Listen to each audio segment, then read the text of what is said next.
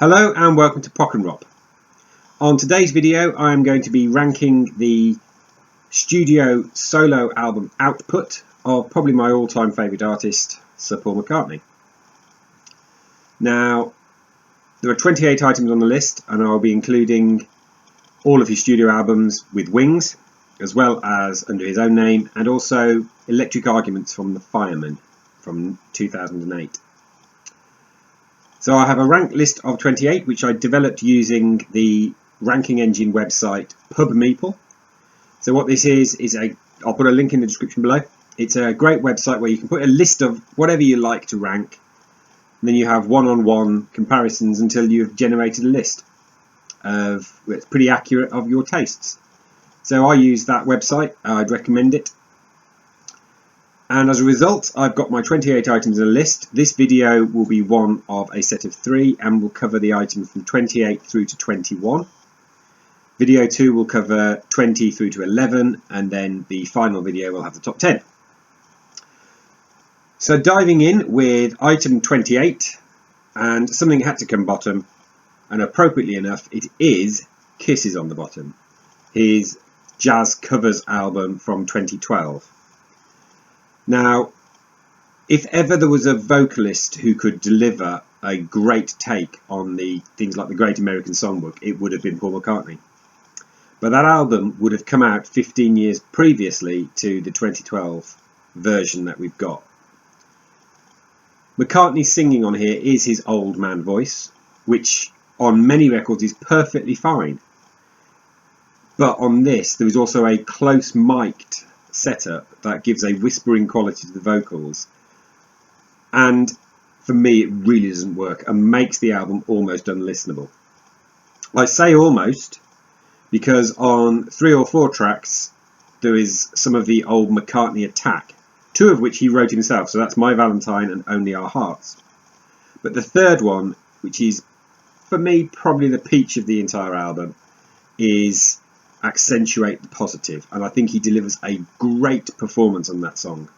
I have heard that the live at Capitol Studios performances that are available on the Complete Kisses set really show off much more of McCartney's voice and how he delivered the song so much better, but I haven't actually heard that. It's the only McCartney album I have never ever owned and have no real desire to do so. I wasn't interested when it came out, and my subsequent listenings to it have not changed that viewpoint. So number 28, Kisses on the bottom. At number 27, I have placed what I think, in terms of his original studio albums that aren't packed with covers, to be his absolute nadir, both in terms of songwriting and also sequencing, and it is Driving Rain.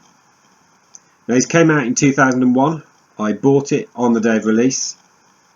I initially liked it, but the more I've listened to it, the more I've heard the flaws and the lack of songmanship that's in there, and I no longer own this album.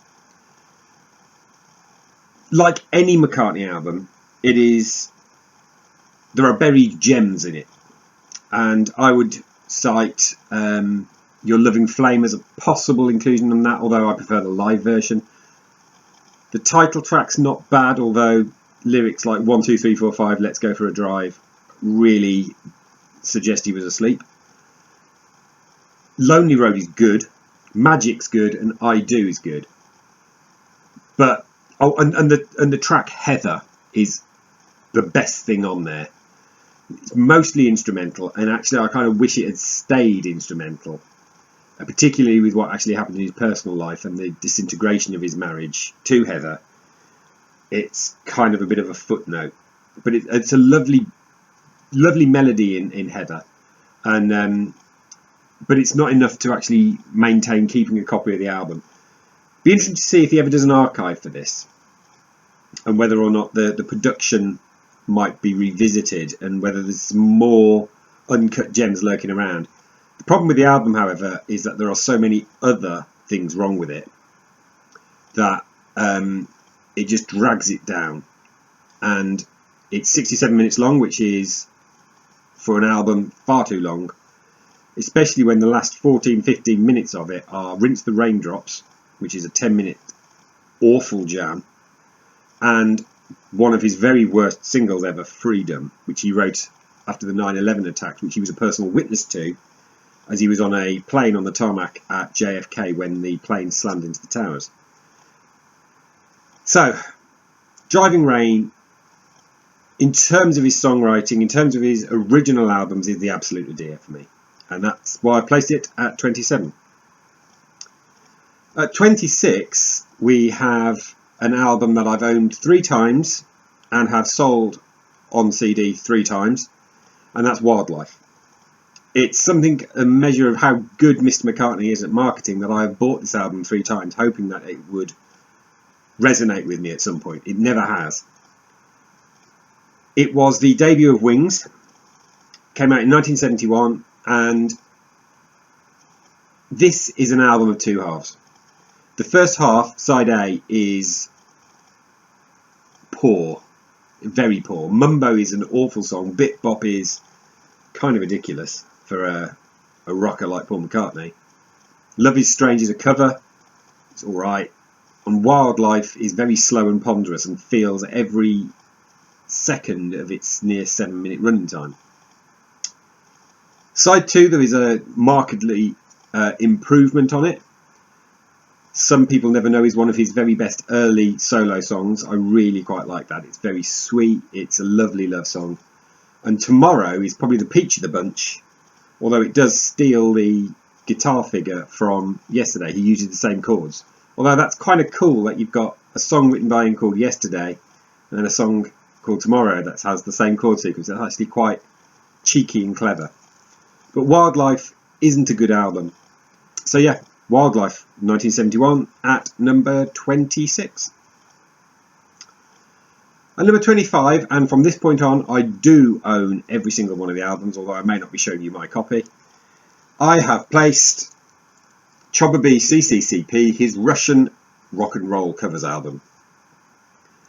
So this originally came out only in Russia as an 11-track album. The version I've got is the Russian 13-track version that came out shortly afterwards.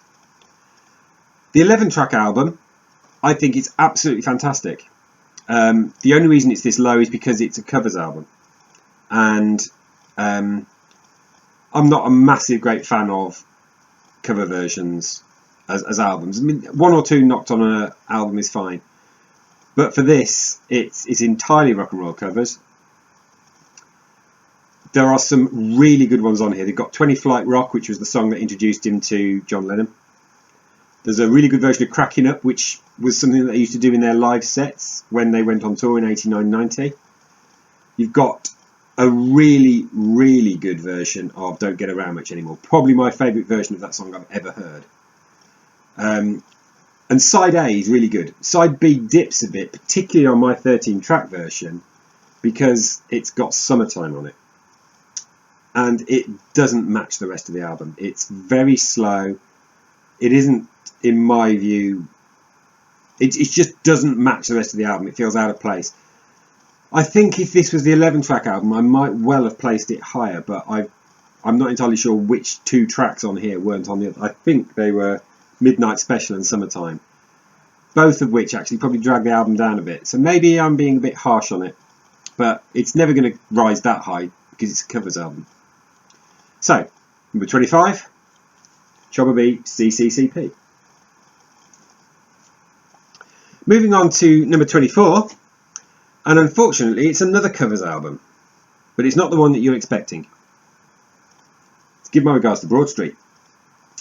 So I call this a covers album, as I think many fans do, because although there are 3 original songs on here, virtually everything else is a cover of a Beatles, Wings or solo McCartney track that had already been released and, in my view, with one exception, done much better on the parent albums. There are 4 tracks from Revolver on here. Every single one of them does not match up to the quality of the versions on Revolver. It has got some great originals on here. You've got No Values and Not Such a Bad Boy, which are both great songs, and No More Lonely Nights, which is a phenomenally good song. One of his very, very best ballads ever. It got to number 2 in the charts, a real hit as well. This was a commercial success. This was a number 1 album in the UK at a time when the charts were dominated by Now That's What I Call Music compilations. So to achieve a number 1 album at that point is actually pretty impressive. But it's also associated with one of his worst critical failures, which was the film itself, which is terrible.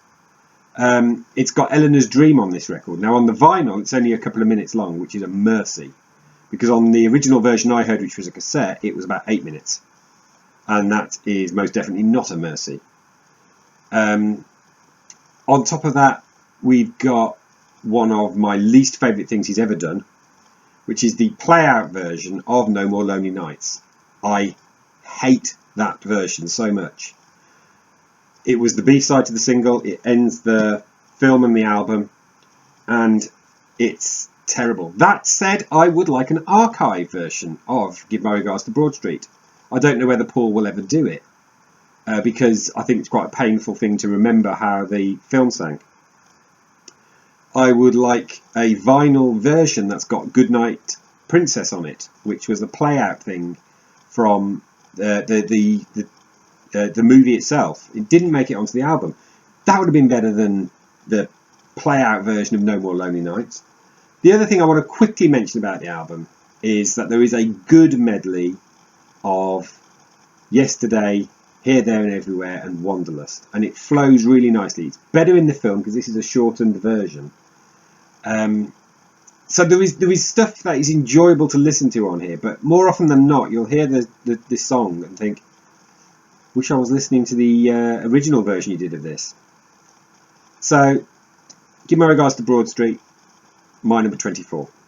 So moving on to number 23, I have placed Red Rose Speedway. I know a lot of people who place this higher than this, but for me it's mediocre, and Paul is capable of something that's not mediocre.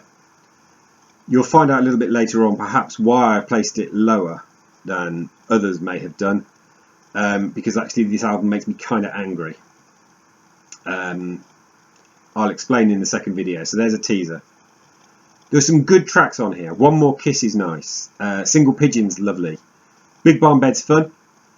It's also got 2 outtakes from Ram which are very, very good, and actually wouldn't have fitted on Ram really. They wouldn't be that style. So to have held on to them, you've got Get On The Right Thing and Little Lamb Dragonfly. Little Lamb Dragonfly is probably the best thing on this record. But then you've also got the medley, an 11-minute stitching together of 4 half songs, and unlike Abbey Road, it doesn't really work. There's some nice touches in there. At the end of Power Cut, they bring the guitar solo figures back in. It just shows you how clever it is, but it's not. It's kind of irritating after a while. And then there is Loop, the first Indian on the Moon, a song so awful that I have to skip it. I can't stand listening to it. It's an instrumental. It's actually, by its mere title, almost offensive. It's horrid. I really despise Loop. And that's probably what helps drag it down into the bottom third of my McCartney rankings. This album could have been so much more. He originally presented a double and was told no. And you'll hear more on that double as we go through these rankings. But Red Rose Speedway, as released, is only number 23 on my list. So at number 22 I have placed Pipes of Peace. Now this is an album of cast-offs from the far superior Tug of War. It's produced by George Martin. It contains again an absolutely killer single, which is Pipes of Peace itself. I adore that song. And in the US, a mega hit single, number 2 over this side of the Atlantic, and that's Say Say Say, which I dislike and have never liked. My first encounter on that was on All the Best, and it was always one of my least favourite tracks on there. Eventually I've heard Pipes of Peace. It kicks off with the title track, phenomenal as I said, and it's got a great closing track, which is Through Our Love, and then it's hills and valleys throughout the rest of the album. Say Say Say, you already know what I think about it. So Bad is good. Ironically, So Bad it's good. There's a few other enjoyable things like Keep Undercover, Average Person, Sweet Little Show. They're enjoyable, but they're not top draw. And I will listen to Pipes of Peace and I'll enjoy listening to it, but it's never going to make me go, I want to listen to that again immediately, like some albums sometimes do. So that's my number 22, Pipes of Peace. And number 21, to conclude this part of the video, I have placed Run Devil Run, his second album of rock and roll covers. This is a good album. There are some really good versions of rock and roll songs on here. There are 3 McCartney originals. The title track, which is fine. I wish his vocals were mixed a little bit higher so I could actually hear what he's singing. Try Not to Cry, which is really, really good. And What It Is, which is fine. All 3 tracks are pretty decent and would grace a McCartney album quite happily. As for the covers, I'm not so keen on the Elvis covers like Party and I've Got Stung, but there's a heart in the middle of this album where you have Lonesome Town and No Other Baby in particular. Those 2 songs right in the middle of where the album would be. This is the first project he committed to and delivered after the death of his wife Linda, and they seem to encapsulate the fact that he is processing his grief through music. Run Devil Run's quite an important album, I think, in his back catalogue, as important as his Russian album, in that in both senses, for both of those albums, he'd lost his way, either because of critical and commercial failure, or he'd lost his soulmate. And each time he goes back to his roots, and he pulls out the kind of performances that would have been the kind of things he did when he was in his 20s. They're both great albums, they're both worth owning, but they're covers albums, and that's why they both end up in the bottom third. But Run Devil Run is at the top of the bottom third. So that concludes part 1 of this 3-part series, 28 through to 21 of my rankings of Paul McCartney's solo career. Thank you very much for watching. Leave comments. Let me know what you would have ranked higher or lower than what I put in there. Have I got the positioning of Driving Rain right? I know lots of fans think I have. So let me know what you thought. Like the video, subscribe to the channel. There'll be more content coming, including those next 2 videos. I have a few other ideas of some various rankings. And click the bell to get notifications of when I release something new. But until then, thank you very much for watching Pockenrop, and I'll see you next time.